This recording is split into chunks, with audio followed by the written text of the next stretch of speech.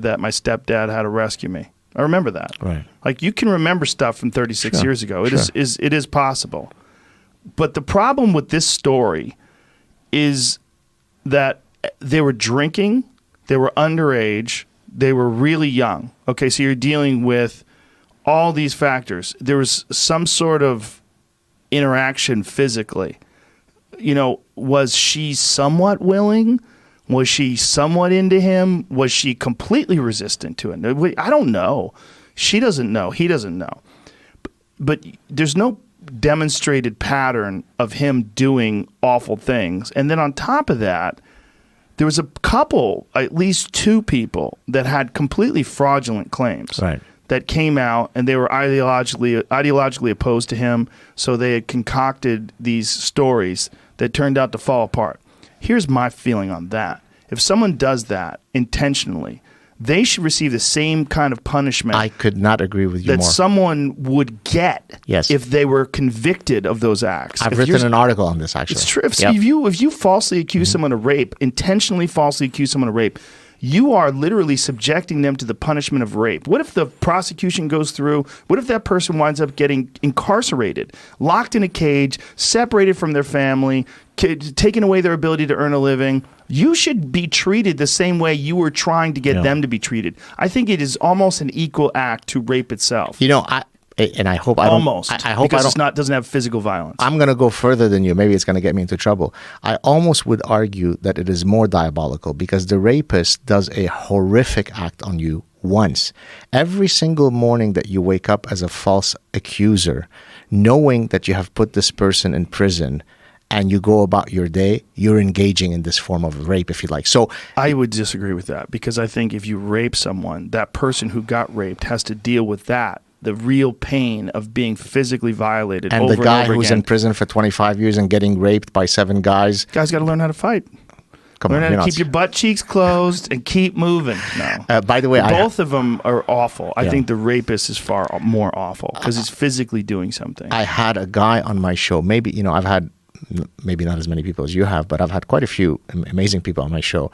One of the most poignant ones was a gentleman that I invited, and I was lucky that he accepted my invitation.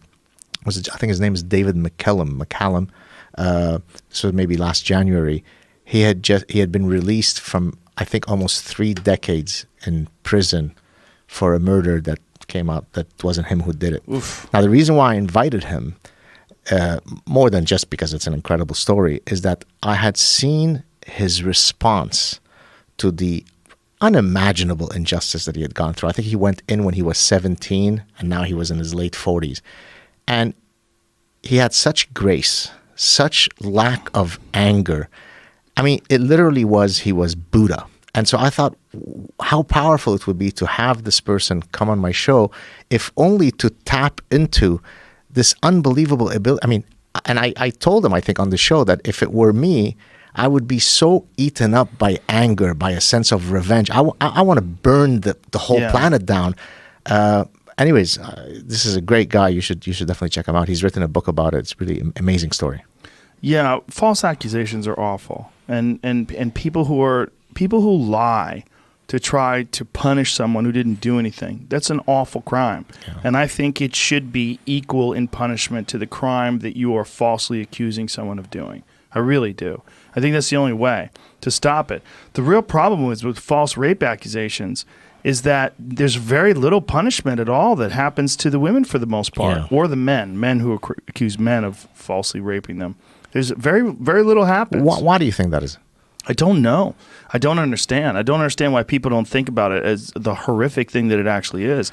I think it's partly because people are afraid of doubting someone who has been raped. If you, one of the more horrific things you could do is, like, imagine if you had been raped and then you told your story and I came along and I have no knowledge of the actual event, and I come along and I go, Gad's a liar. This is bullshit. It never happened. Right. Nothing happened to him. He's just a baby. He just wants attention, so he's running around here. He was wearing a short skirt, and he went out that night, and and that is something that does happen. So I think that is so disgusting. Someone who doubts someone who has actually been a victim. that people are scared of that. And then also there's the kid gloves approach. We don't treat women accusing men of things the same way we accuse women, men accusing women of things. Men accusing women of things where if a man accuses a woman of violence, we're like, Psh, you okay, dude? Right. You going to be fine? If a woman beats up her husband, which does happen. I mean, I know a guy, his girlfriend used to punch the shit out of him. And I was like, bro, you got to get out. Like you're literally being abused. You're being domestically abused and no one's even going to care.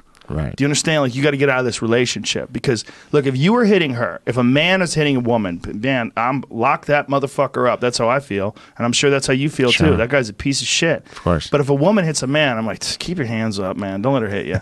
It's like But this is from me, a man whose friend was murdered by his wife. One of my good friends, Phil Hartman, was murdered by his wife. So, and this is a woman who was always insulting him, always like publicly humiliating him. You saw this during that I saw her publicly humiliate and insult him. I saw it many times. She's a very angry person. She had a cocaine problem. She was also on Zoloft. They won some sort of a settlement with Zoloft, the family did, because she was doing cocaine and Zoloft at the same time, and it's known to have a psychotic reaction. But she shot him in his fucking sleep, man. I mean, women do commit violence. It's not as common, but it's still gross. It's still an egregious crime. But good luck trying to get someone locked up for it. Wow. Good luck getting anybis to be sympathetic, even me. Did you ever, I mean, not that like I met your wife. She's a lovely woman. If she kicked your ass, I'd probably be on her side. You're probably wondering, how is someone so gorgeous as her choose me?